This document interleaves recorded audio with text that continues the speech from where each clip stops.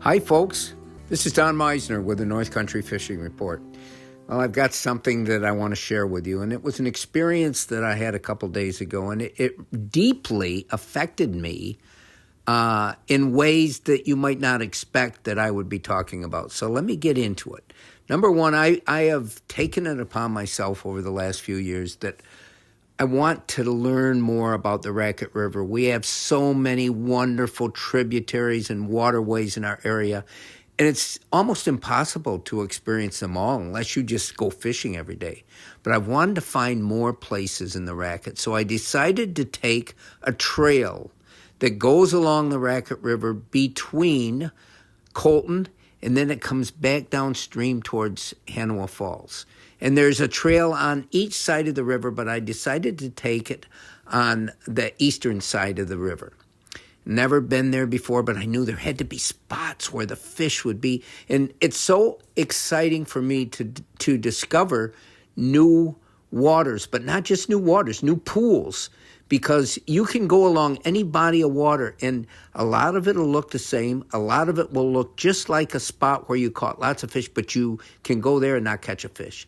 So anyway, I started my trek, and it was hot, and I wore my hip boots because I thought, well, if I can get down past the trail to the water, I might want to be able to wade out. It might be easier for me. Well, it certainly wasn't, so let me begin.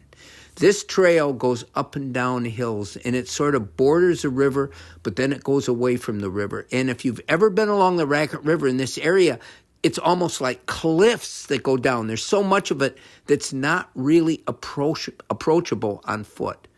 But I didn't want that to deter me. So I finally found a spot that I could go down this steep, we're talking maybe a couple 100 feet or more, almost straight down. But I wanted a place where I thought at least I might not fall and break my neck. And I found sort of a gradation change where I could get down. But that was only the beginning.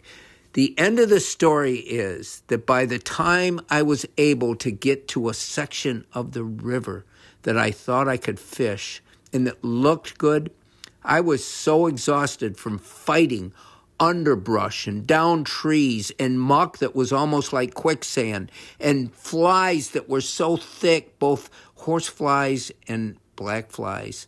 And I'm like, and I had too much clothes on, and I started to become exhausted. And I'm thinking, why didn't I drink water before I began this trip? But lo and behold, there was no water there except river water, and I wasn't going to drink that. And I finally found a pool that had everything, including my quest, where I caught 2 walleyes. And I'm thinking, what a wonderful, wonderful discovery this is. But I've got to go back. I've got to now go climb this unbelievable hill. But first of all, I got to get to the base of the hill, and I got to go back through all this underbrush and down trees and huge boulders. And oh my gosh, and I had fallen probably 15 times. I got to the base of the hill, and I was able to climb up almost hand over foot, and I got back to the trail. And now I only had about 45 minutes to walk the trail in my hip boots. My body is soaking with sweat. And I'm thinking, never again will I do this without taking precautions. Never again will I begin this trek without drinking water, eating bananas for potassium, something. Later that night, and yes, I survived because I'm here talking to you, but that night I had leg cramps that almost crippled me. So, a wonderful story. I found a new pool.